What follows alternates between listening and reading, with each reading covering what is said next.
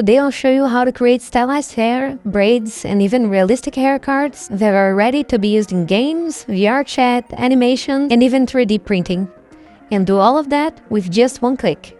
This is the Behemux Hair Generator add-on for Blender. We've made a video on the past about version 1.0, but Behemux has just released version 2.0 of this add-on, which adds a lot of cool features, such as customizable hair braids and hair cards with texture baking.